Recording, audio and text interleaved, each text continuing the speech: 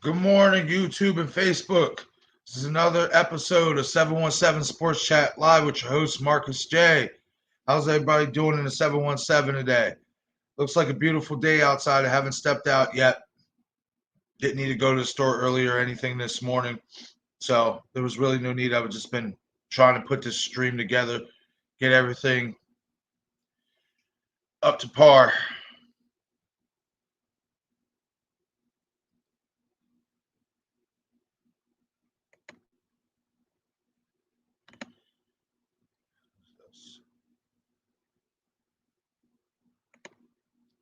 Oh, okay.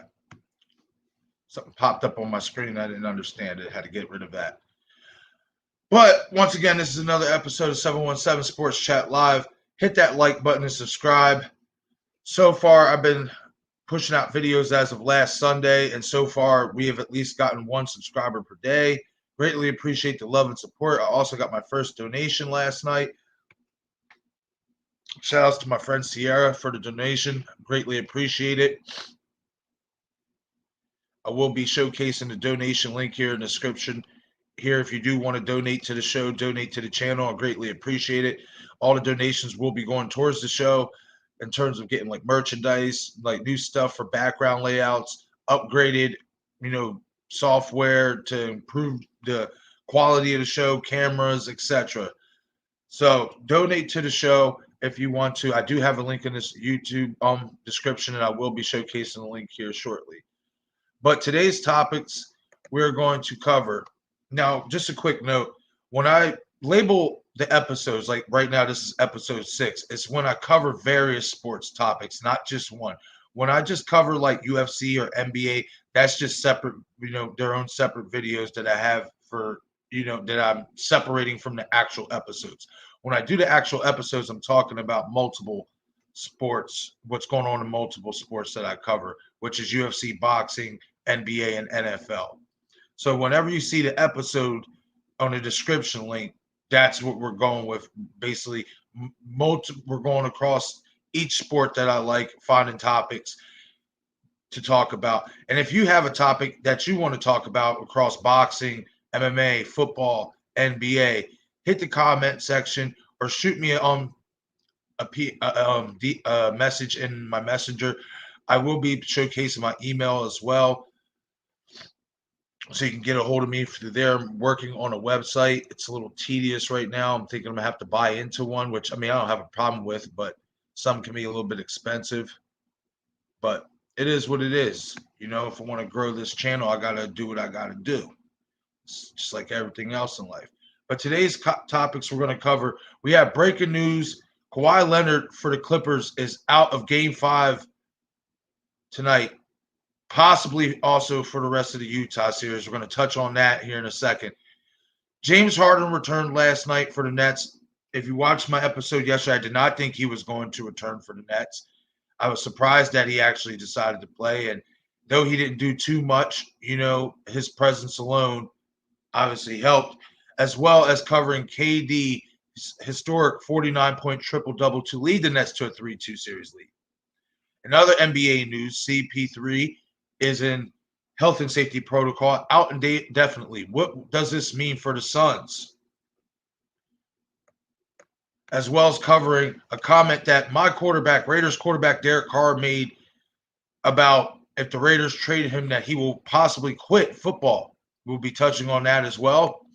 And also, Fury versus Wilder 3 presser breakdown. Anybody in the boxing world knows July 24th is the trilogy fight between heavyweights Deontay Wilder and Tyson Fury for Fury's lineal and WBC straps. As everybody knows, Fury's the number 1 ranked heavyweight in the world right now. He did have a supposed fight with Anthony Joshua that fell through due to an aberration won by Wilder to get this third fight done, because it was in the contract after the second fight that if Deontay wanted to use his rematch clause that he could. So we will be breaking down that as well. But we're going to start off with the breaking news, and that's Kawhi Leonard for the Clippers The Claw, he's out for Game 5, and now it's being reported that he could possibly be out for the rest of the series versus Jazz. It's a big, big blow for the Clippers because he's obviously their best player. I already had Utah winning the series with him on the court, but it is worth a note that Utah did take a 2-0 series lead in Utah. The Clippers did go back home and even the series, won both games at home.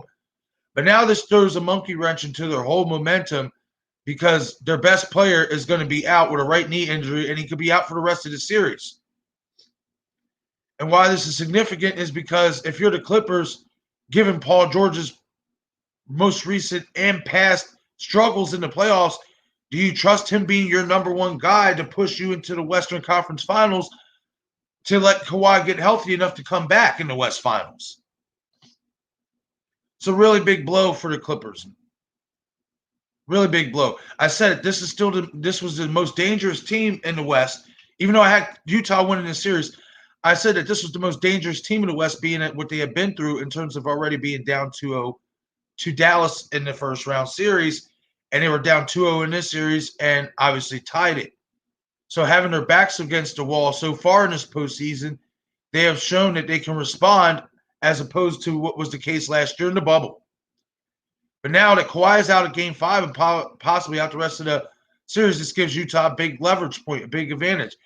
So the Clippers are going to need guys like Luke Kennard, Terrence Mann to step up, and that's a tough ask. I said it yesterday when I said about Kyrie and Harden possibly being off the court for the Nets, and as we know, Harden did play, though he wasn't too effective because of that hamstring. He even said, he did his best. That you don't want your bench warmers, your second-tier guys, going up against the opponent's starting lineups when the opponents are fully healthy.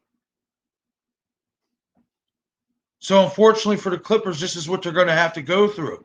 They could have to go through, this could just be a one-game thing, but from what I'm reading, as reported by ESPN.com, it's possible Kawhi could be out the rest of the Utah series, and that's a big significant blow for Clippers and Clippers fans.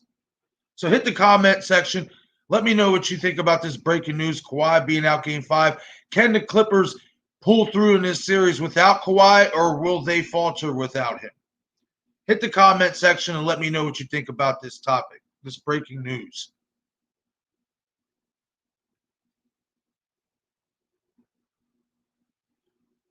It's like Joel Embiid for the Sixers being hurt with a half-torn meniscus. You just never know when, the rest of that's going to tear and he's going to be out. That's what I fear for him as well. So, Clippers fans, I feel you. Fortunately for me, that my guy is still playing, but at any given moment, my guy's meniscus could tear the whole way. And as I seen in the last game, that meniscus was bothering him. So, Clippers fans, I feel you. You're so close, so it feels like yet so far away. It's always something. Hit the comment section. Let me know what you think about this about this early breaking news. Kawhi Leonard is out for Game 5 of Utah versus Clippers in Utah.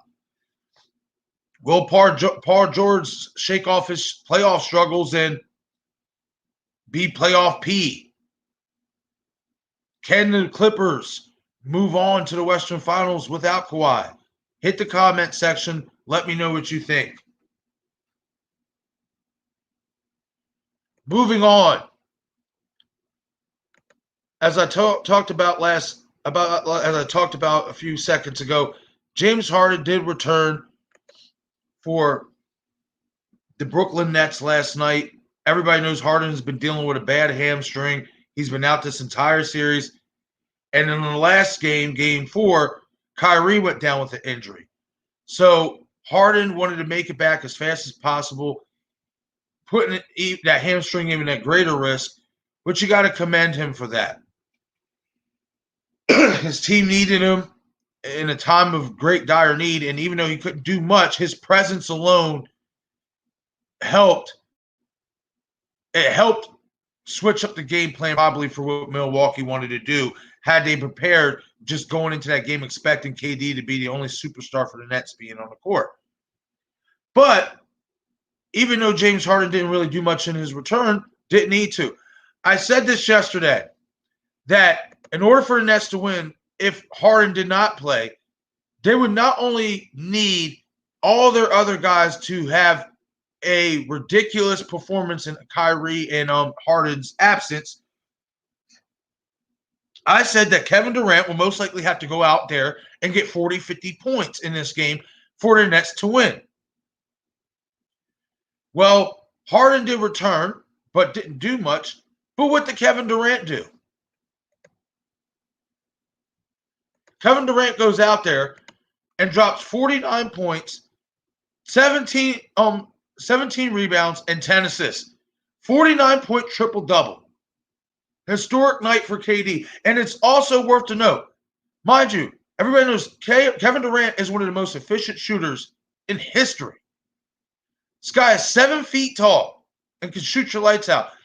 He shot 16 of 23 from the field last night. That's 69.5%. Just rounded up, he's shooting 70% last night. That is insane. But the Nets needed it. And this is why you cannot argue KD is the best scorer in the game. His team needed him the most, and I said it. He needs to go out in this game in order for the Nets to win and regain the momentum. He's got to go out and at least put up 40, 50. And he does that. He falls 1 point shy of 50. And then adds 17 rebounds and 10 assists to boot. Incredible performance last night by KD to give the Nets a 3-2 series lead. Ridiculous performance. That's what you want from your superstars in clutch moments, in the playoffs, when it matters. Hit the comment section and let me know what you guys think about Harden returning last night. Was it stupid of him to put that hamstring at even more risk, or is that a sign of great leadership, being that a lot of people have questioned James Harden's leadership before? And also hit the comment section and let me know what you think about KD's performance last night. Where do you rank it all time in playoff performances? Where is it on your list? Is it top 5, top 10, top 20, top 30? There's a lot of memorable playoff performances. But this definitely has to be up there. Because the situation, and given that Milwaukee had all the momentum heading back to Brooklyn in this game, and the Nets were physically wounded and still are physically wounded. We don't know when Kyrie's going to come back. You don't know if James is going to try to play again in the 6th game. So once again, historic night for KD, 49-point triple-double, 49 points, 17 rebounds, 10 assists to lead the Nets to a 3-2 series lead is over the Bucks. And if you're the Bucks, you got to be just flabbergasted with yourselves. You had all the momentum going into this game. You had him on the ropes. You had him where you wanted him. You have him hurt. You have him beaten. And you let KD go out there and put up 49, 17, and 10 on your head. Basically, virtually by himself. He beat y'all. Said it, man. Bucks are soft. They soft, man. How's this guy down? Basically, both his superstars. I don't care if Harden was on the court last night. You know what I mean? Because we all know he's not nowhere near 100%.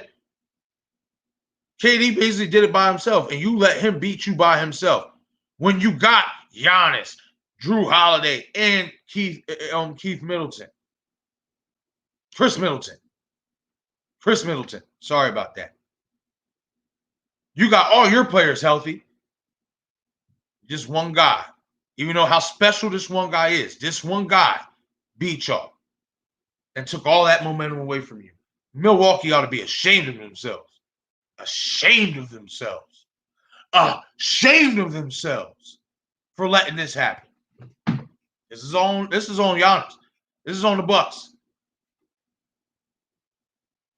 But once again, hit that like button, hit subscribe. This is 717 Sports Chat Live. Hit the comment section. Let me know what you guys think about this topic. Do you think it was done for James Harden to return and put that hamstring at even greater risk, or do you think it was great leadership in the time that the Nets needed it the most? And let me know what you guys think about Kevin Durant's 49-point triple-double. Where does it rank on your list and on top of the best playoff performances of all time list? Hit the comment section. Let me know what you guys think.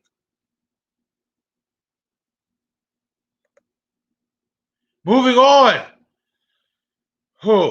This is harsh news coming out of Phoenix as well. Man, teams are just getting hit with the injury bug at the wrong time in the playoffs, huh? Chris Paul, CP3, is in health and safety protocol, out indefinitely. What does this mean for the Suns? Well, fortunately for the Suns, they're already swept the Nuggets. They gave the Nuggets the broom treatment, so they're resting right now. And it's also worth to note that if Chris Paul is vaccinated, that he will be allowed to come back in shorter time than what it is for somebody who isn't vaccinated, who has contracted coronavirus. He will be allowed to come back in lesser time than it would for somebody who hasn't been vaccinated. But what does this mean for the Suns? Well, it all depends how long this series between Utah and the Clippers lasts. Now that Kawhi's out, does Utah just win these next 2 games straight out? Or does the Clippers win the next 2 games straight out? I highly doubt it with Kawhi being out, but it's still always a possibility. Still have Paul George. I honestly don't see this as big as a blow for the Suns as one might think, because especially if Chris is vaccinated or he gets vaccinated, he should be back before the game. He should be back before game 1 of the Western Conference Finals. I'm going to go with that. Just because we don't know how the rest of this Utah and LA series is going to go. And the Suns are already resting. They've been resting since Sunday night. They've been resting since Sunday night. So he has plenty of time to recuperate.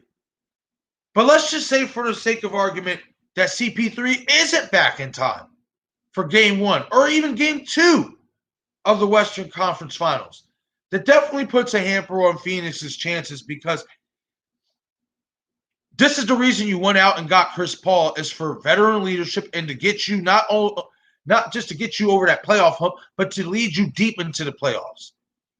He is the general of this team. He's the veteran and the general of this team.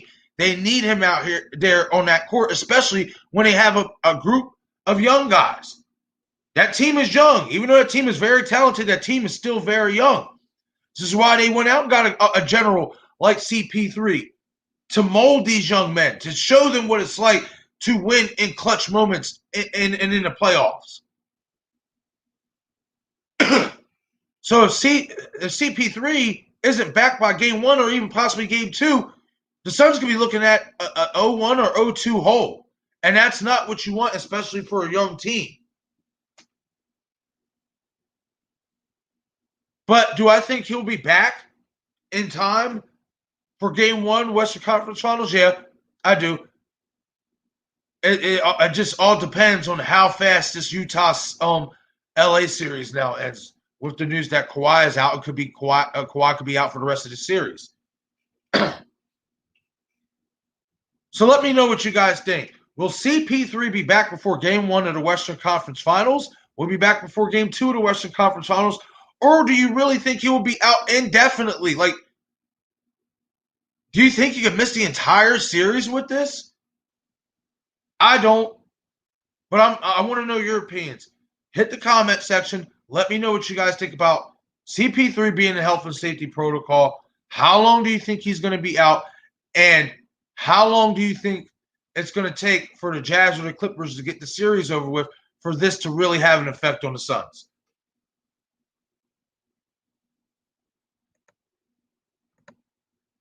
As I mentioned earlier in the show, at the top of the show, I do now have a donation link in my YouTube channel. And I'm going to showcase it right here as well. If you want to donate to the channel, if you want to donate to the show, there it is. Cash tag MJW62089. It would be greatly appreciated, even if it's just $1, $2, anything helps. Like I said, the donations will go towards building more product for the show, getting better cameras, getting more background pieces like pops toys, posters, etc. So if you want to donate to the show, donate to the if you want to donate, there goes the Cash App link right here in the video. As well, I have a Cash App. I have my link hooked up to my YouTube channel. You just go to my About section of my YouTube channel, go down to the link section. As well as I have my merch store links in that link section as well. You can check out the merch store as well. And I will be creating a banner with that link as well here eventually. So I can just showcase it on the videos as well. So you can just type that into your URL. You know, I'm creating t-shirts. I can create drinkware. I can create socks, kids wear, you name it. So if you have any ideas of anything you might like, you know what I mean, character-wise, like cartoon characters or sports-related figures that you want on a piece of merchandise, on a t-shirt or something, hit the comment section, or you can inbox me on my Facebook page, or you can hit me up on my email at my email account, 717scl@gmail.com. That's 717scl@gmail.com. I will be creating a banner for that email as well. But once again, if you want to donate to this video, if you want to donate to my channel in general, I have a link in the YouTube in my YouTube About description. It's a Cash App link, and here it is for you right here on the video right now.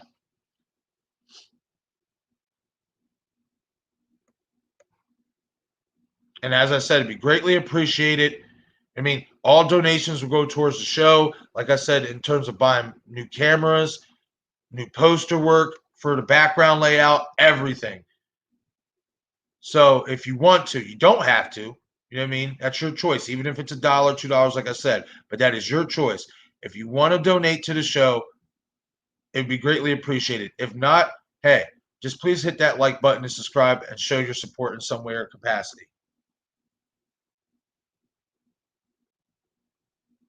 Moving on. Derek Carr, quarterback for my Las Vegas Raiders, has said that if the team decides to trade him, that he will, quote unquote, quit. Derek Carr, my quarterback. Anybody who knows me knows I am a staunch supporter of Derek Carr. Anything that has happened for the Raiders in terms of not winning, etc., I don't place that blame on Derek Carr. This guy's never had a defense ranked out even in the top 15. And he's always been loyal to us. Where most guys, Derek Carr is the Damon Lillard of the NFL. Except Dame obviously has won a little bit more, been in the playoffs, etc. But my point being why I made that comparison is he is the most loyal. Derek Carr could have took his talents elsewhere by now with all the bullshit that the Raiders have put him through his career, early in his career, with the coaching changes, personnel changes, and not having a consistent winning defense, everything. And this guy bleeds Raider Nation. He wants to be a Raider for the rest of his career. And he has, quote unquote, made the comment he will quit football if the Raiders trade him. Now, I've heard this from other players before, and so it rarely happens. But in Derek's case, I really can see this happening because he is all in with us. I will say that he is diehard Raider, man, and he's said it countless times now. If we're going to trade him, he don't want to play for nobody else. I respect that. That's loyalty. And I don't want him to go play for anywhere else because I don't give a damn what anybody says. I know how good he is. I know that we haven't surrounded him with the best of talent over the years he's been there. We haven't surrounded him with no good defense at all. I know what this guy brings to the table, and I would hate for him to go be successful anywhere else. So Do I want to see him quit his career because we trade him? No, I would want to see him still want to play football. But if that's what he wants to do, kudos to him. I respect the loyalty and I love it, man. I really do. I really, really do. This is why I love this guy, man, because he's loyal to us and he wants to play for us. Like I said, any other quarterback would have demanded a trade before John Gruden came back. He didn't. He stuck it out through all the trials and tribulations.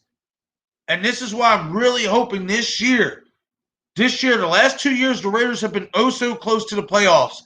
This year, I'm hoping we finally get over that hump and can get him into the postseason, and let's see what he can do when it really matters in the postseason en route to a Super Bowl run. So Derek Carr says he will quit if the Raiders trade him. Hit the comment section and let me know what you guys think about this comment by Derek Carr. Do you think he would really quit if the Raiders traded him? Do you think he would really retire from football if the Raiders traded him? Hit the comment section. Let me know what you think about this question and about this comment. I honestly think he would. He said it multiple times. He does not want to play for any other team. And if I'm not mistaken, he grew up a Raiders fan. That's why, too.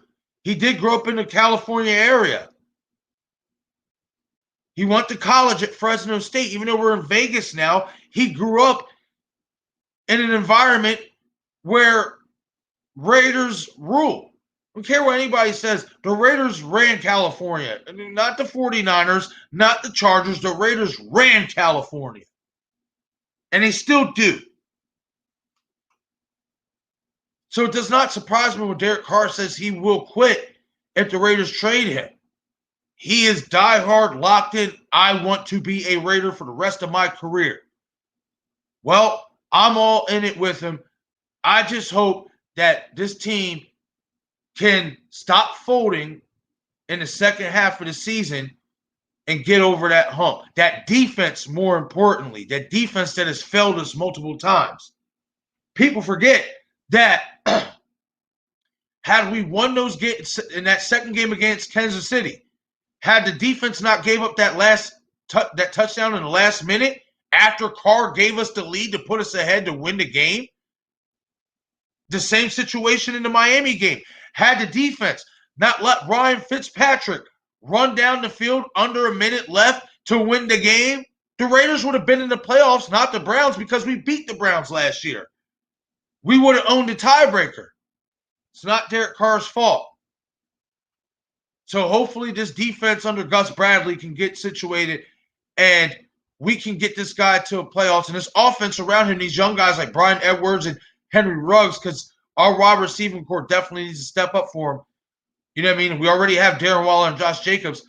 If that can happen, I don't think we'll be seeing Derek Carr quit anytime soon, because the Raiders will be in the playoffs and we'll be back on the winning track. But once again, hit that like button, hit subscribe, and hit the comment section and let me know what you think about this comment made by Derek Carr. Derek Carr says he will quit football if the Raiders trade him. Do you believe that? Yes or no? Let me know what you think. And for our last topic of the day,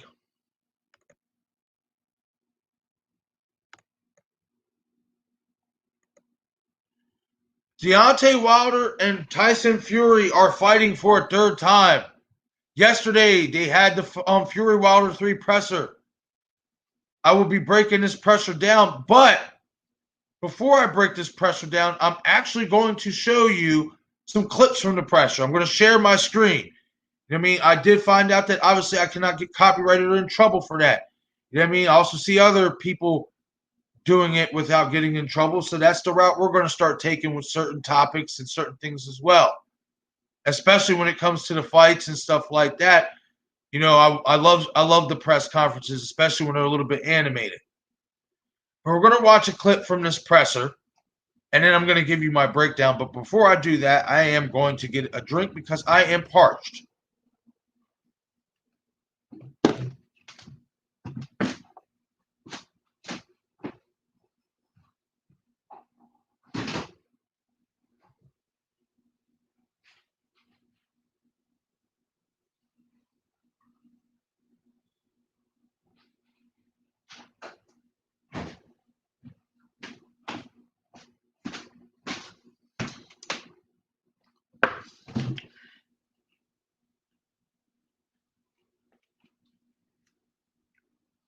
All right. Damn. Dehydration is a motherfucker, people. But once again, Fury Wilder 3 presser breakdown. I'm about to share my screen with you guys, and we're going to watch a quick couple segments of this presser. And it's worth to note, surprisingly enough, Deontay Wilder did not speak at all, which is shocking. And that in itself is something I definitely want to touch on.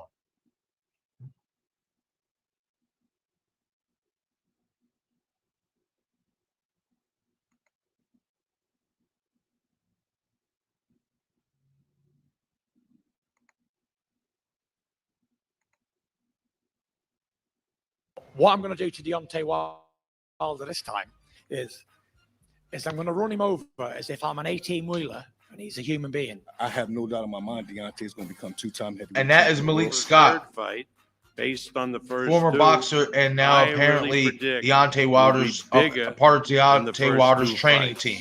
Standing at 6'7" tall with a tremendous record of 42 wins, 1 loss, 1 draw, with 41 big wins coming by way of knockout.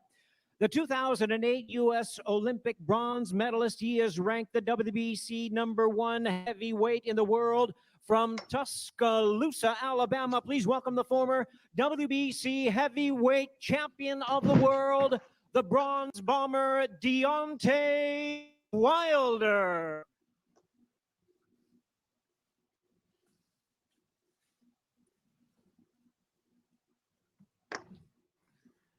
And now, ladies and gentlemen, it is the defending, standing at 6 feet 9 inches with a record of 30 wins, no losses, 1 draw, with 21 wins coming by way of knockout.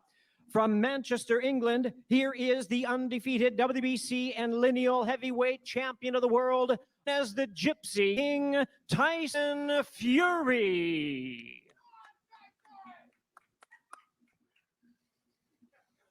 Rid of this ad.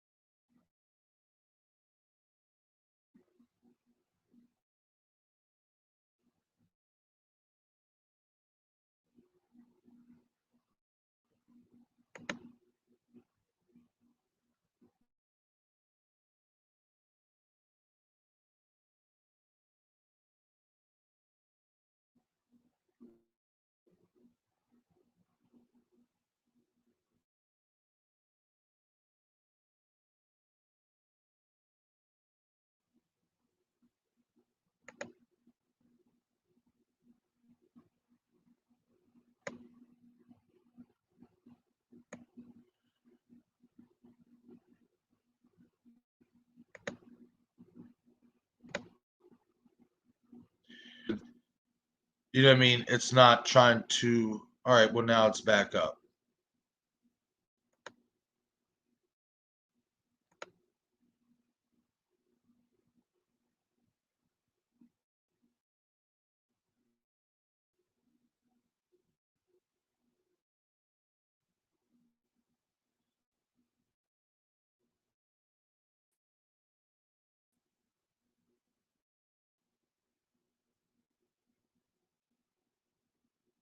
Is your agency's website builder driving you crazy? Don't get mad. Get Duda. They're designed for professionals like you. Keep your spotlight with Duda's.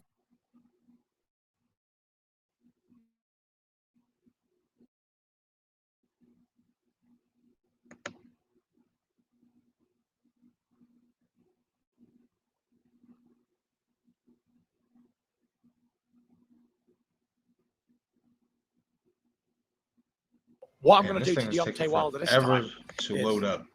Is I'm going to run him over. Let's fast forward it.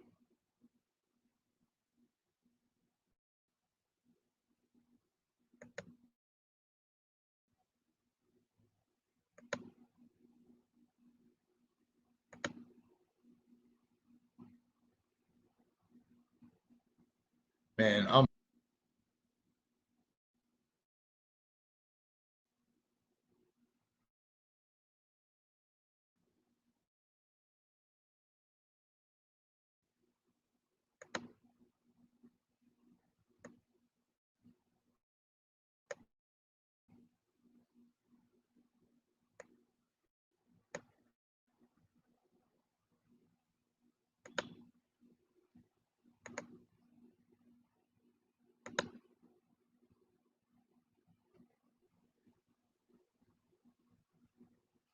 right. So for some reason, it's giving me problems with the screen share or whatever. Screen.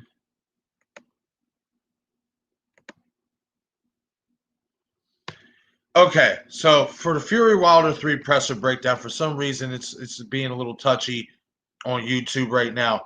But I'm just going to give my quick breakdown of this press conference. I watched at least a 9-minute clip of it. And it was worth to note, Deontay Wilder didn't do any talking at all. No talking at all. He literally sat there quiet. Malik Scott, who I mentioned a few minutes ago, is now part of Deontay Wilder's training team, former boxer in his own right, was doing most of the talking for Deontay. And, Fury was doing his normal sticks, based on the Gypsy King. It ain't nothing going to be the same. I'm going to do what I did to him before, except worse. He mentioned a comment like, I'm going to run him over, this and this and that and stuff. But Deontay Wilder didn't say a word. Not one word, which is so strange because anybody who's been watching boxing over the last few years of Deontay Wilder in general knows that this guy, he talks shit. You know what I mean? He's very, very animated. Very, very animated person. And to see him not say anything at all, just stone-faced, no words, it's interesting because does this mean that he got humbled? He won't say it. He probably won't say it. But that beating that Tyson gave him last year humble him? I think so. Especially when you ain't talking the way you used to. He didn't mention nothing about Glovegate. He didn't mention nothing about the whole drugging of the water. He didn't say anything from what I watched. Just the clip I watched, he said nothing, which is so strange to hear Deontay Wilder speechless at a press conference. It's weird. Tyson Fury, like I said, he did what he did. He carried the presser because he even pointed out, Deontay's not saying nothing, so he has nothing to say. So I'm just going to carry the presser and stuff like that. So Tyson did what Tyson does, But the most interesting thing about this press conference was Deontay Wilder not saying a word. Not saying not one word. Malik Scott did all the talking for him. Now, will that translate into the ring? Who knows? I will note this as well. Deontay looks like he's in Deontay's shape. He doesn't look all bulked up like he did in the second fight. He looks slim. He looks like he's ready. We got exactly how many days from now? Today's the 16th. Tomorrow's the 17th. So we got about 38 days until the fight. July 24th, Deontay Wilder and Tyson Fury will fight a third time. Man, Deontay not saying anything at all is really, really, really intriguing to me because, like I said, there's never been one press conference I can remember where Deontay Wilder was quiet. And he was literally quiet this whole press conference, and Malik Scott did all the talking for him.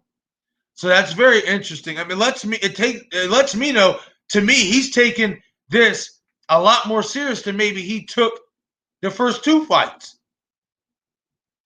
I mean, because the point of the matter is the dude whipped your ass. He whipped your ass good the second time around. So what really can you say?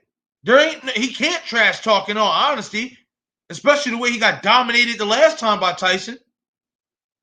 So What can Deontay really say? But it's just so weird not hearing him really talk much trash at all. Just sit there, stone face, glasses on, not saying a word. It makes me want to watch this fight even more now. Because I even said it, like, I still have Fury winning this fight. I just feel like, I said it in the first fight when they won, he's just a better boxer. He can outbox Deontay, and then in the second fight, he proved he can outslug Deontay.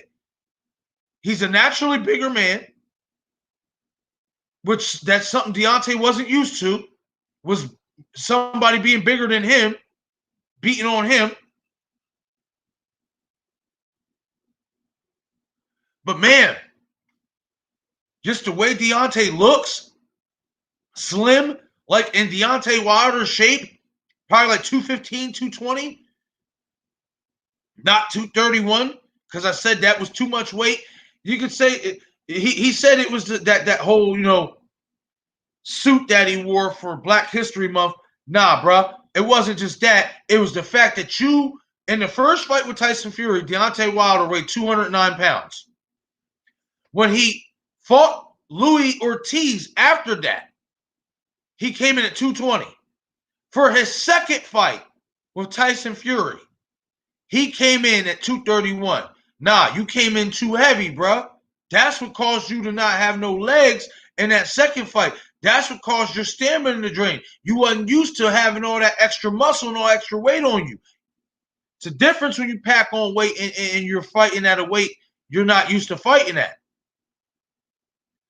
But he looks in Deontay Wilder's shape. He looks like a nice lean 215, 220.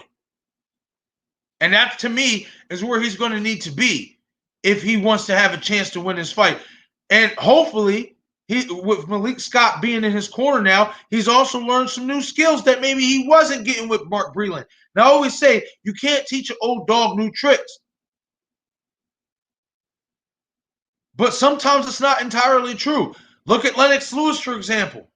Lennox Lewis was just like Deontay Wilder. Jab, jab, bang, right hand for so long until Oliver McCall stretched him. Excuse me.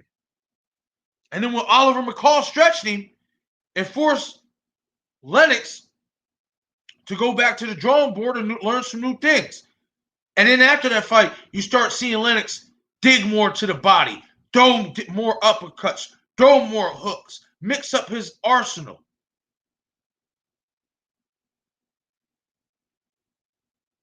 Can Deontay do that? If so, we're going to have a very, very interesting fight. It's a stretch. It's a tough ask, especially at 35 years old. But nothing's impossible, especially in boxing, especially with the power that he possesses in his hands, especially in that right hand. So, unfortunately, for some reason, YouTube, when I went to share the clip of some of the press conference, it's being a little slow. Unfortunately, it wasn't being like that last night when I was screen sharing or anything. So maybe it's just some quick difficulties, Have to test it out later and see what's going on.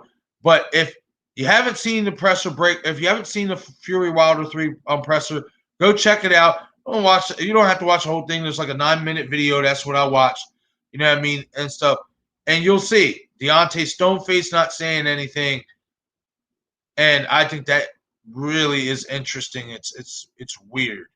It's so weird, but I like it. I like it because, like I said, what can he say? He can't talk trash. Not the way that Tyson put that beating on him the last time. He can't say anything. What he has to do is go out there, be focused, and worry about getting that belt back. Don't worry about telling him how you're going to get that belt back. Show him how you're going to get that belt back. And go stretch this motherfucker. Do I have him doing it? No, because like I said, I just feel like Fury's got him figured out. Unless Deontay has some new tricks up his sleeve that we don't know about. I just feel Fury's just a better fighter. And it's going to be the same result, and it could be even worse this time. Once again, crush that like button, hit the subscribe button. This is 717 Sports Chat Live. Hit that comment section. Let me know what you guys think about Fury Wilder 3. What's your early predictions for that fight? Who do you have winning? You know what I mean? If you watched the presser, let me know what you guys thought of the presser. What did you guys think about Deontay not saying a word, basically just being stone-faced and being quiet? Do you find it as interesting and as kind of like R-ish that didn't happen? Him trash talking or anything? Or am I just looking too much into it? Hit the comment section and let me know what you guys think. Hit that like button and subscribe as well. The support is very appreciated. And once again, I do have a donate button in my YouTube link description. If you want to donate to the channel, it would be greatly appreciated. There goes the link. Tag MJW62089. Like I said, the proceeds will go towards buying new merch, towards making the show better, new background layouts, new posters, anything you want to support the channel, support the page, be greatly appreciated. Even if it's just $1, even if it's nothing at all, just hit that like button and subscribe is enough for me. In all honesty, I'm really trying my best to get this podcast, if you will, if that's what you want to call it, the show. I'm trying to take it to new levels. You know, we just started last week and already have 7 subs, and I think that's pretty good. I didn't expect to get that many subs in a week. You know what I mean? I know how long it could take for somebody to, you know, somebody's channel to really grow an audience on YouTube. So it's, you know, really, really encouraging that within a week I was able to pull a subscriber a day.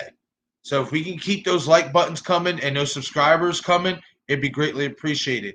I will also have, for my subscribers out there that are subscribed to my channel, if you're watching this video or if you watch this video later on, I will be ended up late when I get home later from my other job tonight, well, for my main job tonight, my full-time job. When I get home from my full-time job, I will be trimming these videos down, cutting some of these videos down so they will be shorter for you. If you don't want to watch the whole show, I get it.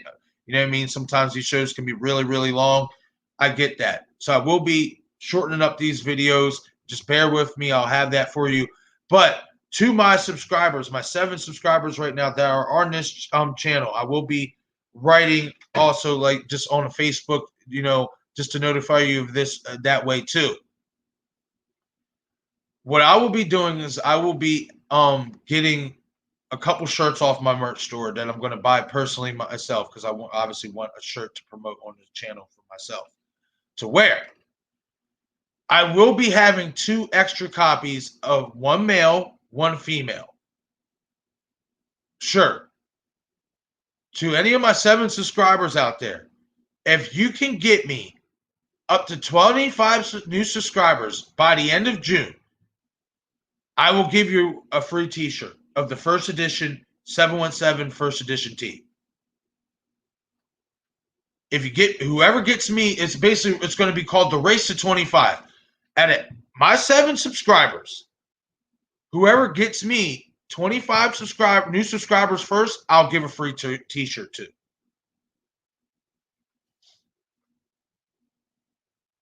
So get the word out there, send the link out.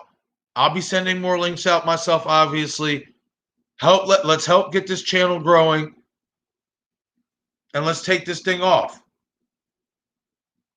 No, I'm really dedicated to this. I love talking about sports. I love, you know, I love putting videos together. I love being creative. I'm really getting into this whole merchandise thing. I'm really loving designing. So anything you guys can do to support my channel, support my page would be greatly appreciated. Greatly appreciated. Hit that like button. Hit subscribe. All right, guys, we're going to get out of here for today. I will be back tomorrow with more content, with more news. That's another thing. I also will be uploading content to my content part of my YouTube page here shortly.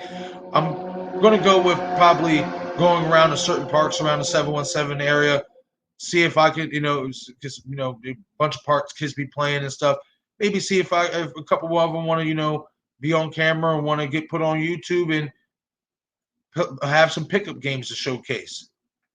You know what I mean? So that will be coming soon as well. Just bear with me, guys. You know what I mean? Everything's a slow work in progress, but I appreciate all the love and support that I've gotten already. Once again, hit that like button, hit subscribe. I'm out of here for today. Stay best and always love each other.